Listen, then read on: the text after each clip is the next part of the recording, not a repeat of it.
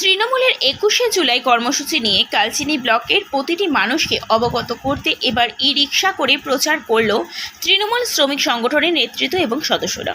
বৃহস্পতিবার পুরাতন হাসিমারা তৃণমূল কার্যালয় থেকে ই-রিকশায় ব্যানার লাগিয়ে এই প্রচার শুরু করে তৃণমূল শ্রমিক সংগঠন ব্লক সভাপতি আনন্দচন্দ্র। পাশাপাশি ২১শে জুলাই কর্মসূচি নিয়ে ব্লকের সকল কর্মী সংগঠন নিয়ে এদিন হাসিমারা তৃণমূল কার্যালয়ে বৈঠকও করেন তিনি। এই বিষয়ে তৃণমূল শ্রমিক সংগঠনের ব্লক সভাপতি আনন্দচন্দ্র বর্মন বলেন, আমাদের আগামী কর্মসূচি যাতে আরও মানুষে যোগদান করে সেজন্য কালচিনি ব্লক জুড়ে প্রায় ১৫০টি ই-রিকশায় ব্যানার লাগিয়ে প্রচার চালাচ্ছি আমরা। পাশাপাশি আমাদের সংগঠনেও ১০০রও বেশি নেতাকর্মীরা কালচিনি ব্লক থেকে ধর্মতলার কর্মসূচিতে যোগদান করতে যাবেন।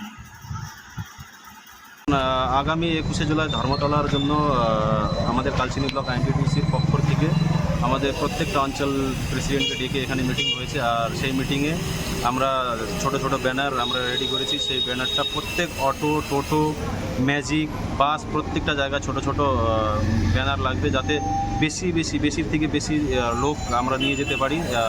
আর পাবলিককেও জানাতে পারি কি যত বেশি সংখ্যক লোক আমাদের সাথে যুক্ত হয়ে যাতে কলকাতায় যেতে পারে। কতগুলো টোটোতে এরকম লাগানো হবে ব্লক জুড়ে? দেখুন, টোটাল ব্লক জুড়ে যেটা আমাদের আছে মোটা 1000-এর উপরে টোটো আছে, অটো আছে। প্রত্যেকটা জায়গায় আমরা ব্যবস্থা নিচ্ছি অঞ্চল ভিত্তিক তাদেরকে ব্যানার লাগিয়ে অ্যাডভার্টাইজ করার জন্য।